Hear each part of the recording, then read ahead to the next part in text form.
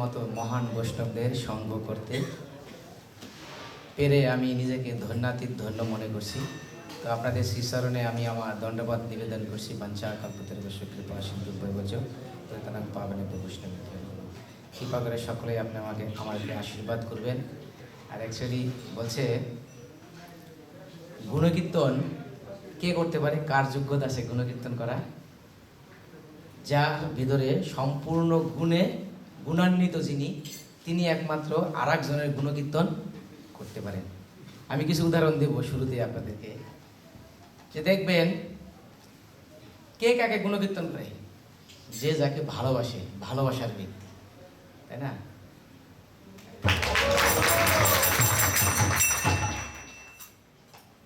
আর বিশেষ করে আমরা যদি জড়জগতের দিকে তাকাই, দেখবেন আমাদের প্রতি তাদের মাৎসর্য একটা ভাব থাকে।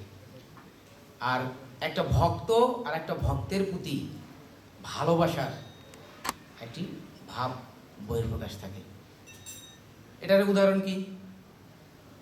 আপনারা যদি দেখেন, আপনার বাড়িতে যদি একতলা বিল্ডিং হয়, যদি আপনার পাশের ঘরের লোকের যদি একতলা বাহার যদি সোনের ঘর থাকে, তাহলে আপনি কিছুটা বুঝতে পারবেন, ঠিক আছে? তো ওই ব্যক্তি কখনোই আপনি প্রশংসা করবে না। যদি আপনার ছেলেটা খুব ভালো একটা স্টুডেন্ট হয়, তার ছেলের থেকে যদি আপনার ছেলে একটু ভালো রেজাল্ট করে, দেখছি কৃতজ্ঞতা স্বীকার করবে না। সে বলবে কি, মনে হয় কোন এক ভালো একটা ছেলের সাথে বসে দেখে দেখে লেখা পাশ করে গেছে। কিন্তু কখনো স্বীকার করবে না যে ওর ছেলেটা আসলে ভালো পড়াশোনা করেছে, এই কথাটা স্বীকার করবে না। এই জিনিসটা কারা স্বীকার করে জানেন? একমাত্র এই ভক্ত সঙ্গে, ভক্তদের মাঝে এটা পাবেন, অন্য কোথাও সেটা পাবেন না। তাই শিলা প্রভুপাদ শ্রী ভাগবতমে শ্রীমদ্ গীতায় বলেছেন, উদাহরণে বলেছে যে অতি দুরাচারী ব্যক্তিকেও তুমি ভক্ত বলে জানবে। আর ভক্তদের কি কথা, যারা 4টা নিয়ম পরিপূর্ণভাবে ফলো করে, বিশেষ করে আর কিছু করুক বা না করুক, অন্তত পক্ষে 4টা নিয়ম যে ভালোভাবে ফলো করে, বিশেষ করে সেই জড়জগতের কোনো পাপ কার্যের সাথে লিপ্ত থাকে না, তো তার আর কি কথা। তো যাই হোক, তো আসলে আমি ওরকম যোগ্য নই। তো এটা প্রভুদেরই, ওনাদের হৃদয়ের যে একটি পূর্ণতা, ভালোবাসা, সেটার একটু বহির্প্রকাশ। তো সকলে আমাকে কৃপা আশীর্বাদ করবেন। তো আমরা প্রথমে রাধা মাধব কীর্তন করব, তারপরে আমরা একটু আলোচনা চলে যাব। হরে কৃষ্ণ, হরি বল। আমার লাগবো না। জয় শিলা প্রভুপাদ কি জয়। রাধা, জয় রাধা মাধব, জয় কুঞ্জ বিহারী।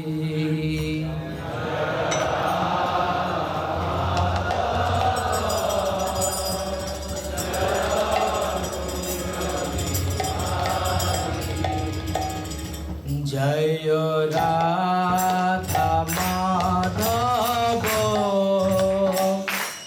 জয় কুঞ্জ বিহারী।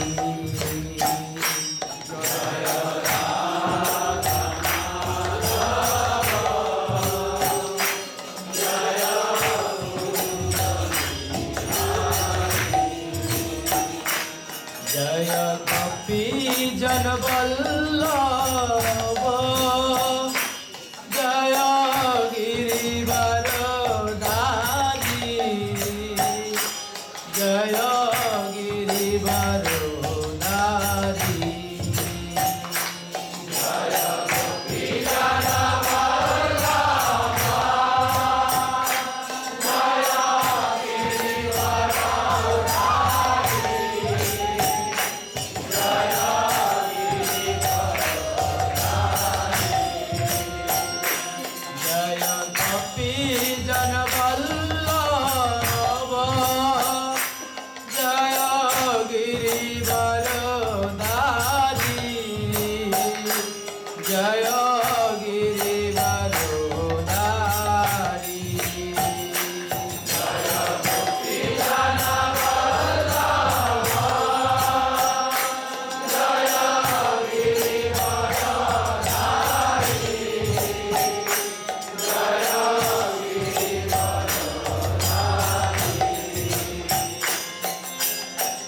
যশোদানন্দন ব্রজজনরঞ্জন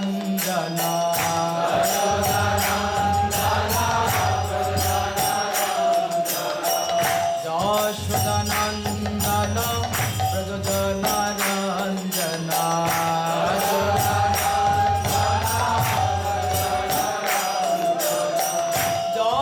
যশোদানন্দন ব্রজজনরঞ্জন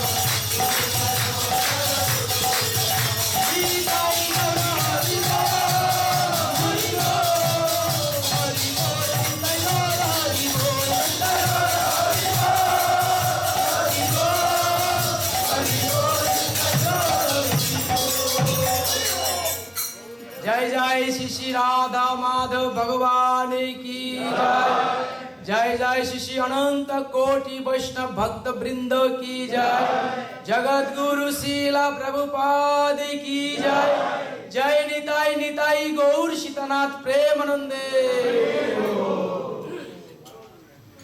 हरे कृष्ण हरि बोल। तो আমরা রাধা মাধব কীর্তন করলাম, এরপরে মঙ্গল আচরণ করব। বলছে যাতে সমস্ত জীবের মঙ্গল হয়, সেটা আমরা এখন সকলে একসাথে সম্মিলিত হয়ে পাঠ করব। ওম নমো ভগবতে বাসুদেবায়।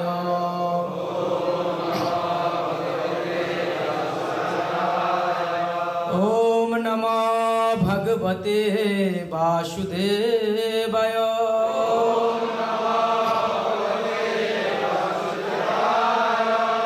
ওম নমো ভগবতে বাসুদেবায়।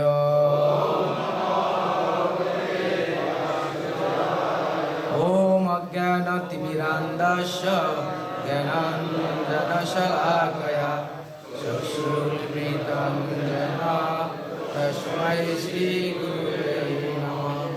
শ্রীচৈতন্যমনোভীষ্টং स्थापितं येन भूतले स्वयं रूपं तदामहायं ददाति शपथन्तिकं। वन्देऽहं श्री श्रीयुतपदकमलं श्रीगुरुन् वैष्णवं च श्रीरूपं साग्रजातं सहगण रघुनाथान्वितं तं सजीवं सवेदूतं सादूतं परिजनसहितं श्रीकृष्ण चैतन्य देवं श्रीराधाकृष्णपादान् सहगण ललिता श्रीविशाखान्वितं च। हे कृष्ण करुणा सिन्धु दीनबन्धु जगत्पते गोपीश गोपिकान्त राधाकान्त नमस्ते। तप्त काञ्चन गौराङ्गे राधे वृन्दावनेश्वरी विश्वमनुसुते देवी नमामि हरिप्रिये। नीलाचल निवासाय नित्याय परमात्मने बलभद्रा सुभद्रावां जगन्नाथाय ते नमो नमः। वञ्चाकल्पतरुभ्यश्च कृपा सिन्धुभ्येव च पतितानां पावनेभ्यो वैष्णवेभ्यो नमो नमः। नमोऽयं विष्णुपदाय कृष्णप्रेष्ठाय भूतले श्रीमते भक्तिवेदान्त स्वामिते नामिने। नमस्ते सरस्वती देवे गौरवाणी प्रचारिणे निर्विशेष शून्यवादी प्रचतो जय श्री कृष्ण चैतन्य प्रभु नित्यानंद श्री अद्वैत गदाधर शिवासादि गौरभक्तवृन्द। हरे कृष्ण कृष्ण कृष्ण हरे हरे हरे राम राम राम हरे हरे। जय जय श्री श्री राधा माधव की जय। श्रीमद् भागवतम अमल पुराण की जय। नारायणं नमस्कृतं नरं चैव नरोत्तमं देवीं सरस्वतीं व्यासं ततो जयमुदीरये। नष्टप्रायेषु भवद्वेषु नित्यं भागवत सेवया भागवतेरुत्तमं श्लोके भक्तिर्भवति नष्टुकी। मुखं करोति वासनं बन्धुरं भयातं यत्कृपातमहं वन्दे श्रीगुरुदीनतारिणे परमानन्द माधवीश्च चैतन्य कृष्ण।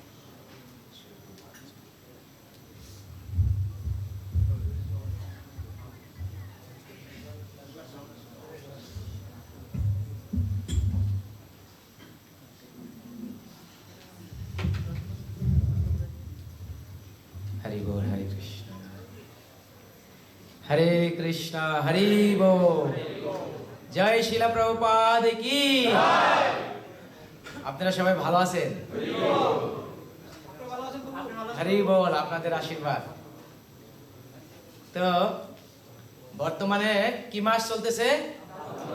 দামোদর মাস প্রায় শেষ, আর মাত্র একটি দিন আছে।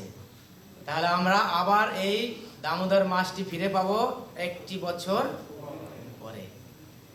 তার মধ্যেও এই দামোদর মাসের শেষ 5টি দিন একটি বিশেষ বিশেষ দিন। সেটা কি দিন? ভীষ্ম পঞ্চক। এটা কিন্তু আরো মহিমান্বিত, দামোদর মাসের থেকেও আরো বেশি মহিমান্বিত।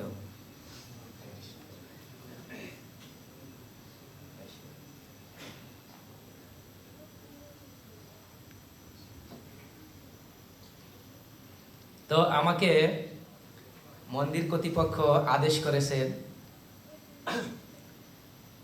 যে ভীষ্ম পঞ্চক সম্বন্ধে আলোচনা করার জন্য, এবং পাশাপাশি আমি তাদের কাছে অনুরোধ করেছিলাম যে পাশাপাশি আমি দামোদর লীলাটা একটু বলার চেষ্টা করব। কারণ যেহেতু ভগবানের এত লীলা, তার মধ্যে সবচাইতে শ্রেষ্ঠ লীলা হচ্ছে এই দামবদ্ধ লীলা এবং যমার্জুন লীলা। সেই দুইটা বিষয় নিয়ে একটু ছোট্ট করে ছোট পরিসরে আলোচনা।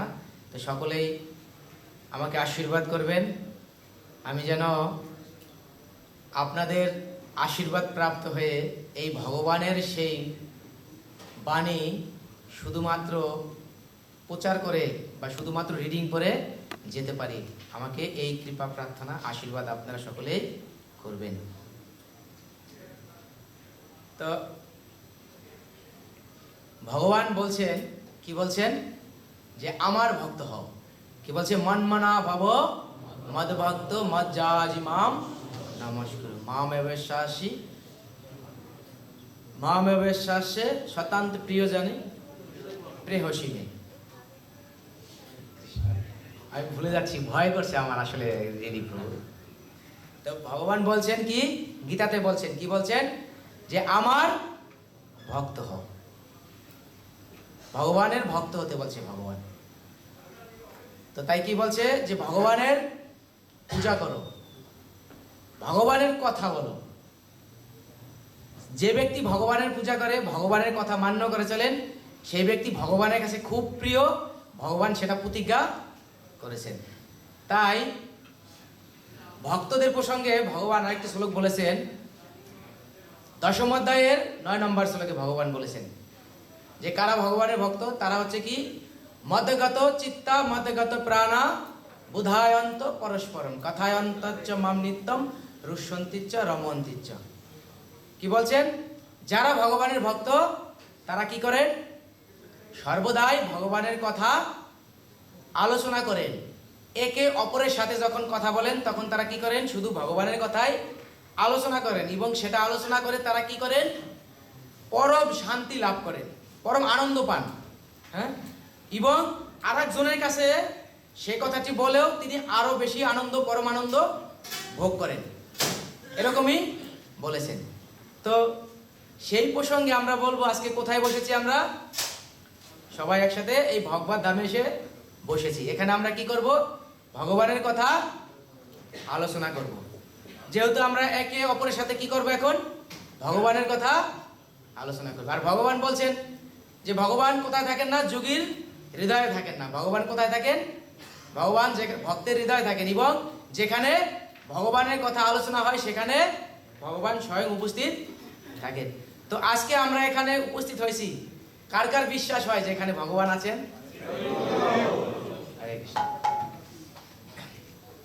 তো এই যে ভগবানের কথা, আমরা একটি শ্লোক বন্ধনায় আমরা একটি শ্লোক পড়েছি। কি পড়েছি?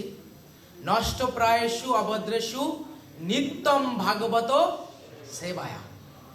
বলছে আমরা যে এই যে শ্লোকটা বন্ধনা করি, এখানে বলছে যে যারা নিত্য মানে প্রতিদিন যারা ভাগবত শ্রবণ করেন, পাঠ করেন এবং শুদ্ধ বৈষ্ণবদের সেবা করেন, তারা কি বলছেন?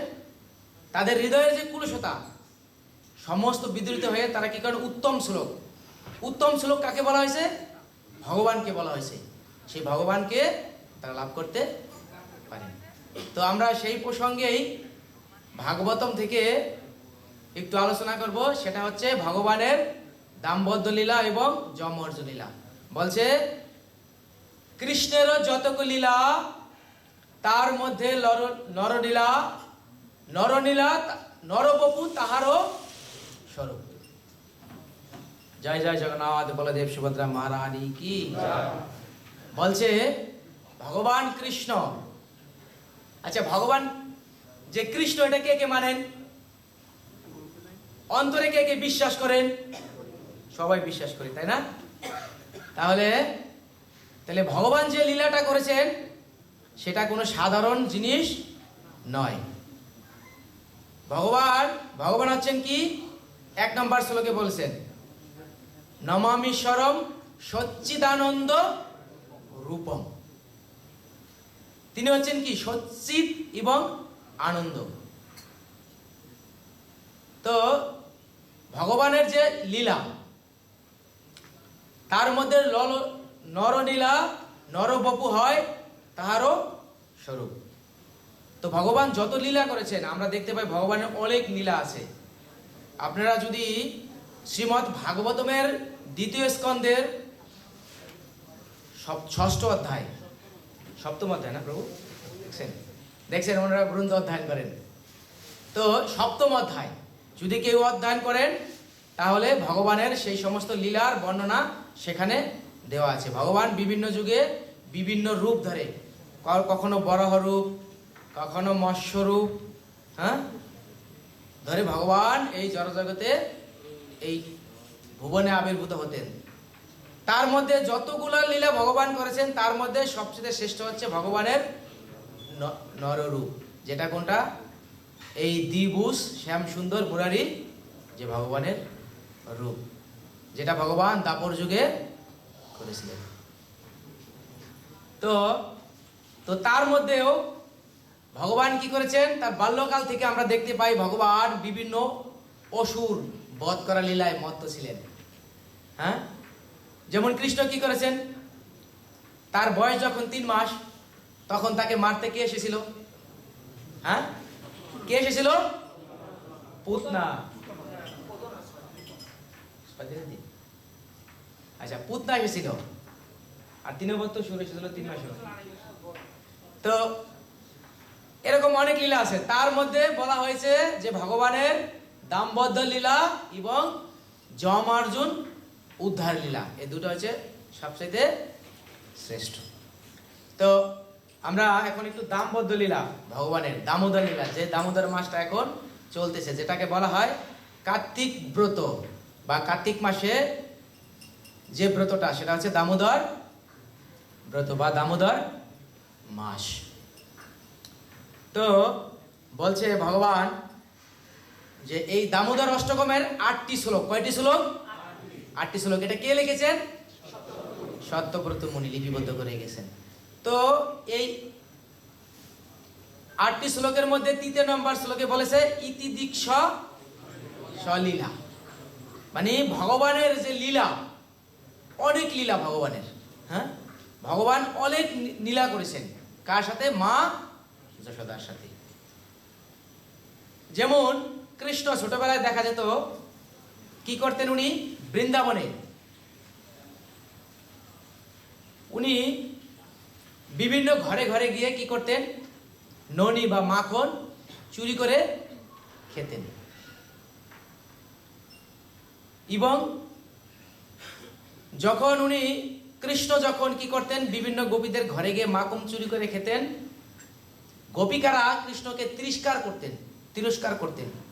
বা কোনো কোনো ঘরে গিয়ে যদি কৃষ্ণ মাখন না পেত, বা সেই ঘরের স্বামী বা প্রভু তাদেরকে রাগান্বিত করে দিতেন। কিভাবে?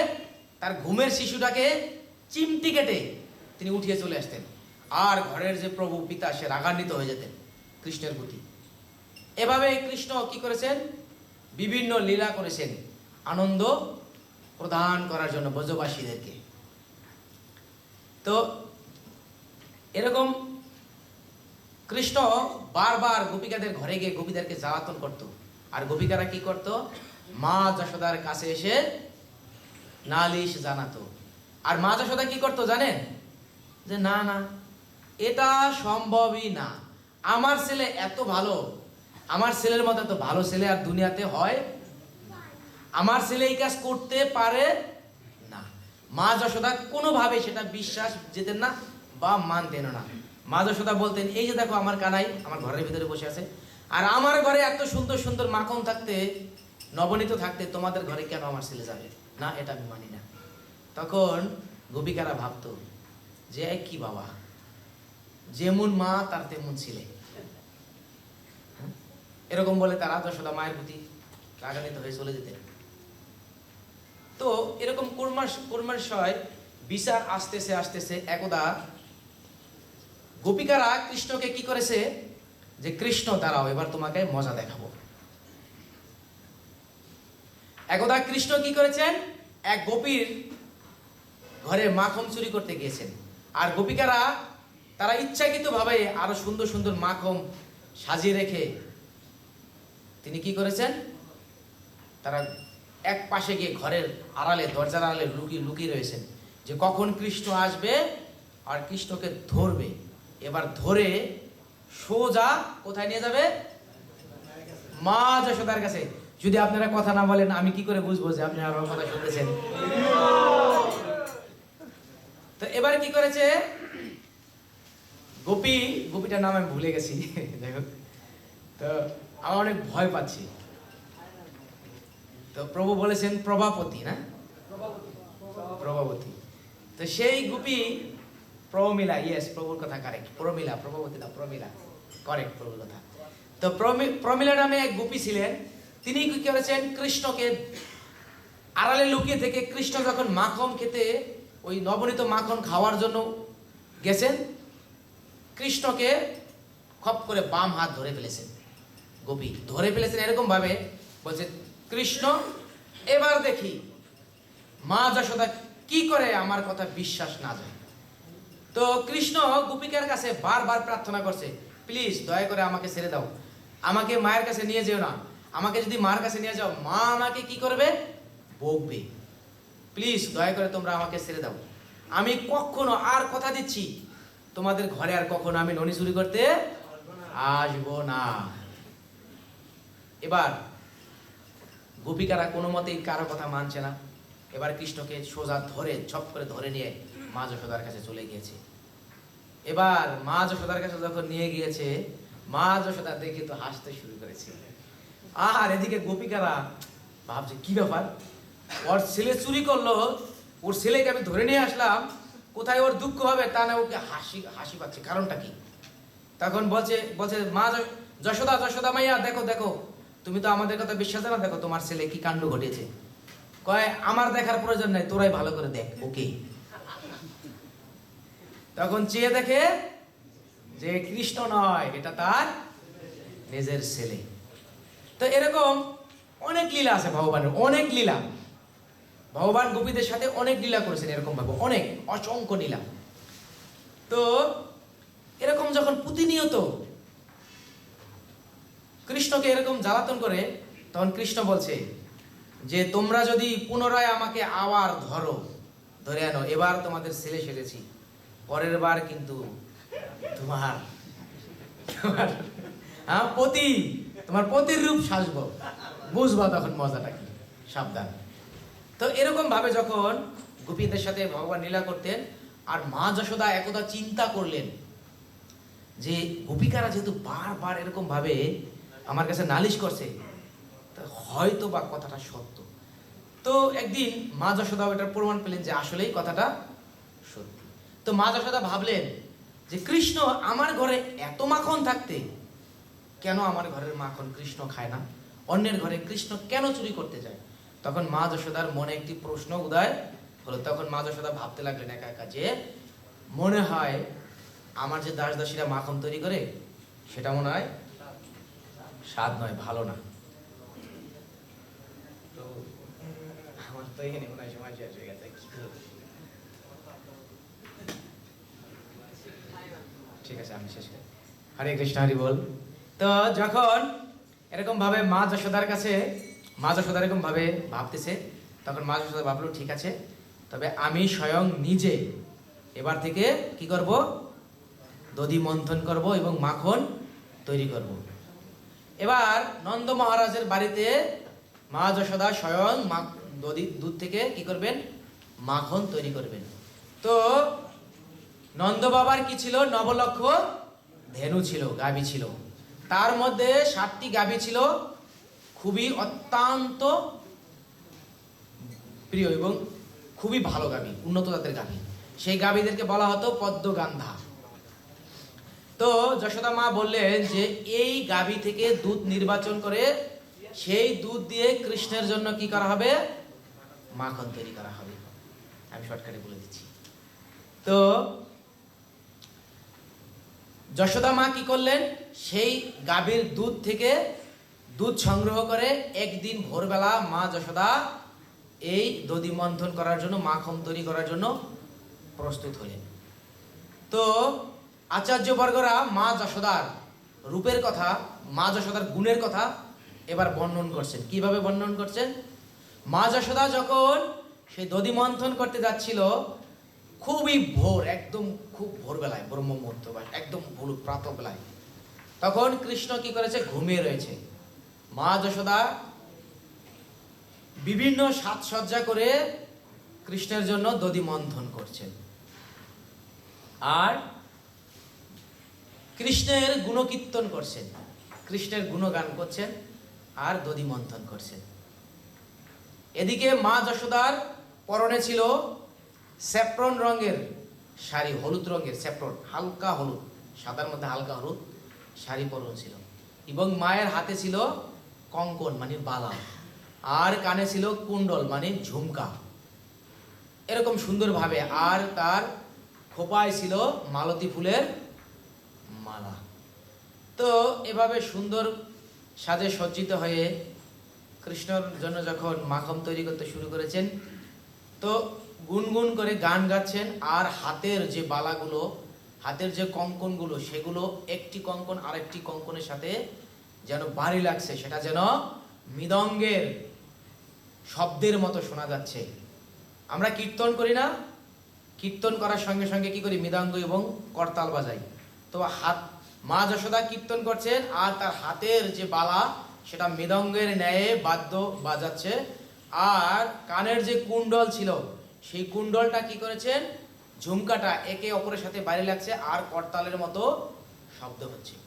এরকম ভাবে মা যশোদা লীলা চলছে। তো এমতো অবস্থায় কৃষ্ণ তার ঘুম ভেঙে গিয়ে মায়ের কণ্ঠে গুনগুনানি শব্দ শুনতে পেয়ে কৃষ্ণ উঠে বসে মায়ের কণ্ঠে শুনতে পেয়ে কৃষ্ণ মনে মনে ভাবতে শুরু করেছে, মার আবার কি হলো, মা কেন এরকম করছে, মা বোধহয় পাগল হয়ে গেছে কিনা দেখি।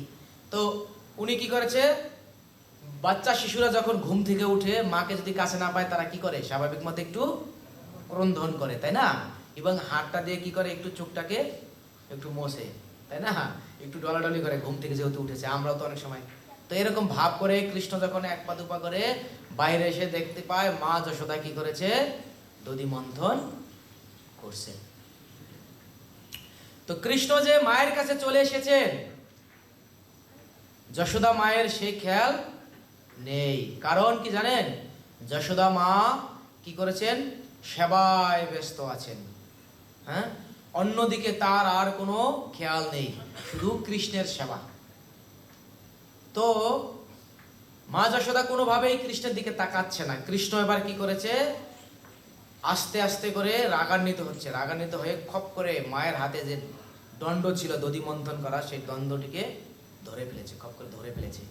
ধরে ফেলে এবারে কি করেছে, মা যশোদা দধি মন্থন করা বন্ধ হয়ে গিয়েছে। এবার মা যশোদা ফিরে তাকিয়ে দেখতে পেয়েছে তার আদরের সন্তান কৃষ্ণ লালা কানাই এসে।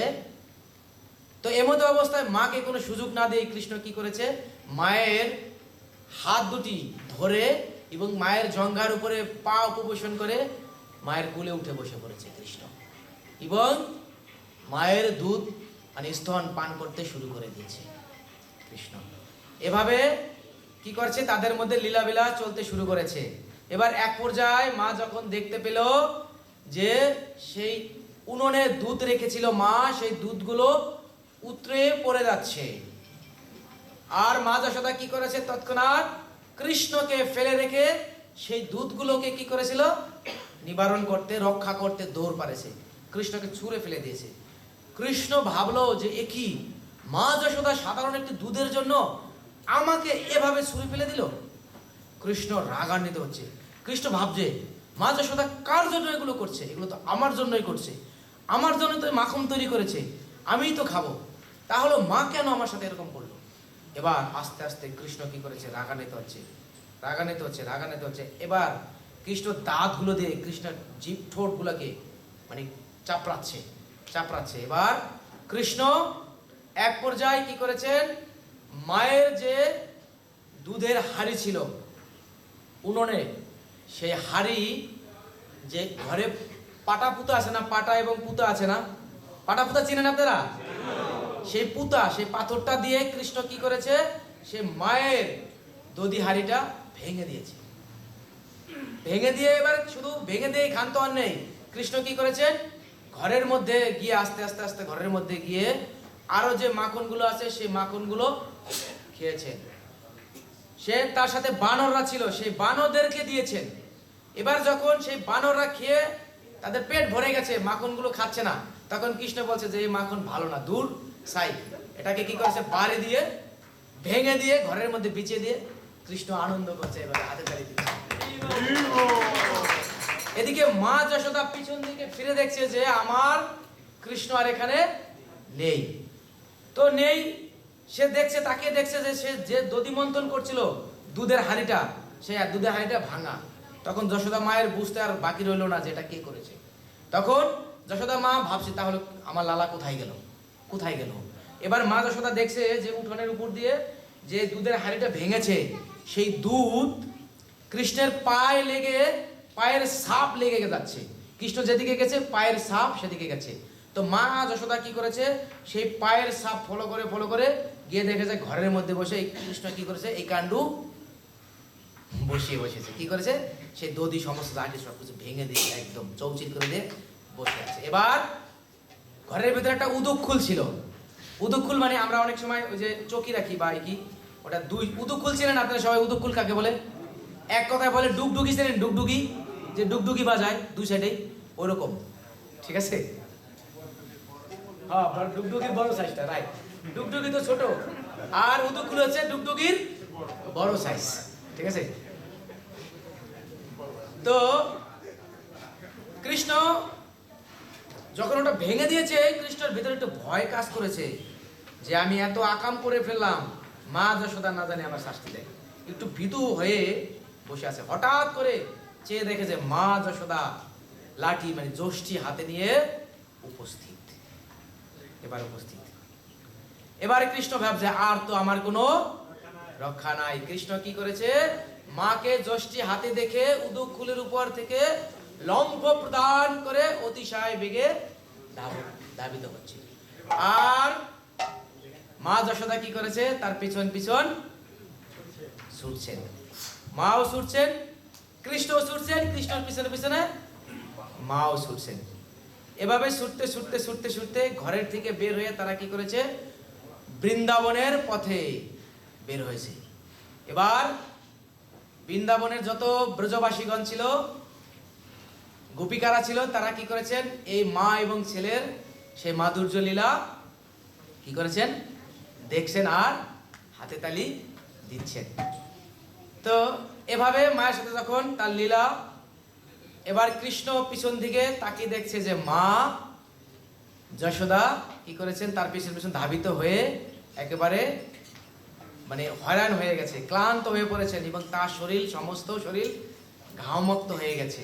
সেটা দেখে এখানে আরেকটু লীলা আছে, শ্রীমতী রাধারানী এখানে একটু অ্যাড আছে, তো আমি ওখানে যাব না।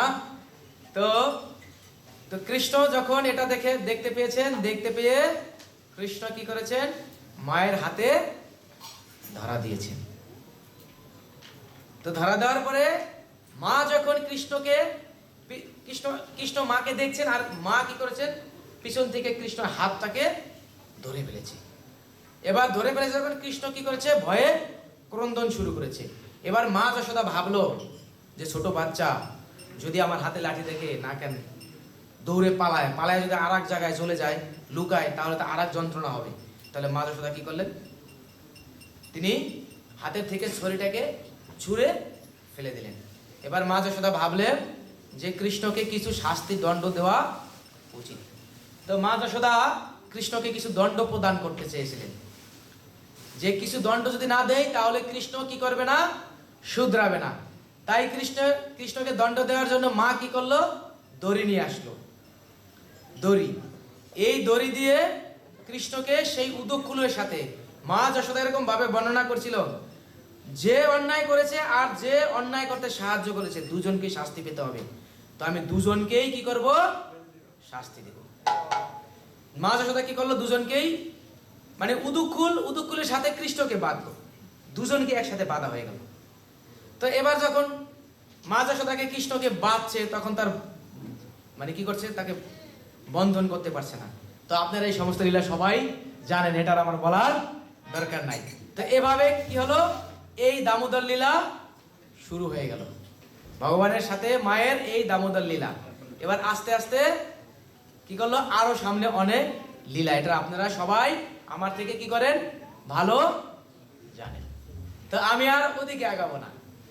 তো আমাকে বলা হয়েছিল যে পাশাপাশি আমি যেন ভীষ্ম পঞ্চক, মানে ভীষ্মদেবের উদ্দেশ্যে কিছু বলি। তো আসলে ভীষ্মদেবের উদ্দেশ্যে আমার বলার কোনো শক্তি নেই, রিয়েলি কোনো পরিমাণ শক্তি নেই। কেন শক্তি নেই জানেন? ভীষ্মদেব হচ্ছে কি একজন মহান বৈষ্ণব। তিনি হচ্ছেন একজন মহান বৈষ্ণব এবং দ্বাদশ মহাজনের একজন।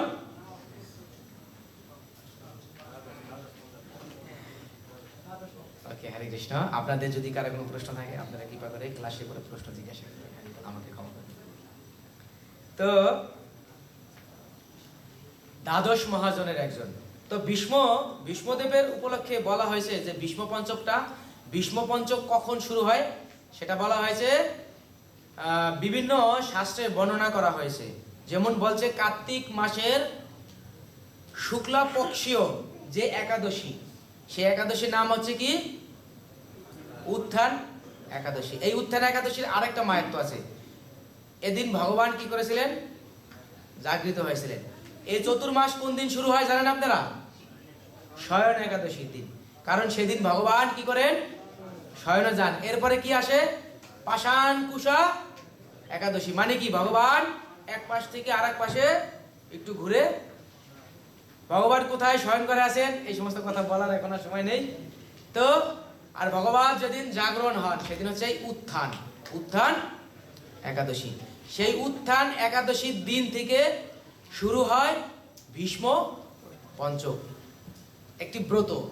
সেই ব্রতটা ভীষ্মদেব পালন করেছিল বলে সেই ব্রতের নাম রাখা হয়েছে ভীষ্ম পঞ্চক। তো পঞ্চক মানে কি? পাঁচ দিন যে ব্রতটা পালন করা হয়। তো সেই একাদশীর দিন থেকে কার্তিক মাসের শুক্লপক্ষীয় যে পূর্ণিমা, সেই পূর্ণিমার রাতে চন্দ্র উদয়ের পরে এটা সমাপ্ত হয়।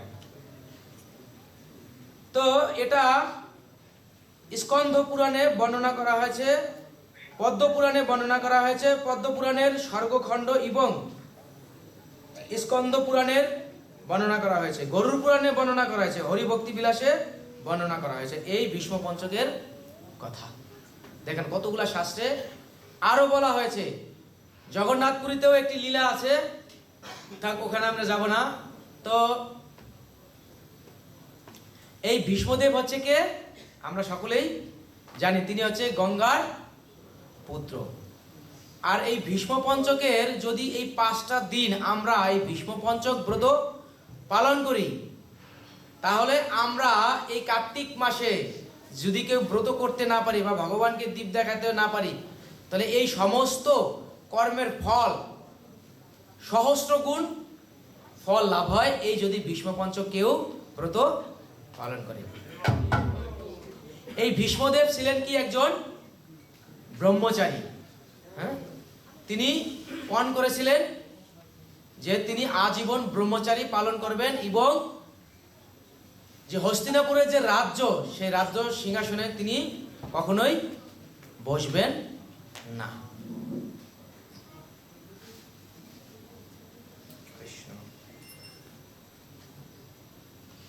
আর যেহেতু ভীষ্মদেব ছিলেন একজন শুদ্ধ বৈষ্ণব, তিনি ভগবানের সাথে যে যে রসে লীলা করেছেন সেই রসের নাম হচ্ছে বীরত্ব না বীর রস, সরি বীর রস।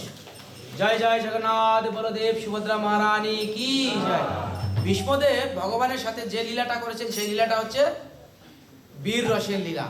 আর এই ভীষ্মদেব যেহেতু দ্বাদশ মহাজনের একজন ছিলেন, কারণ এই দ্বাদশ মহাজন তারা হচ্ছেন কি শুদ্ধ ভক্ত, সম্পূর্ণ গুণান্বিত, সমস্ত শাস্ত্র তাদের কি নখদর্পণে, হ্যাঁ, তারা এমনিতেই মহারাজ হন নাই।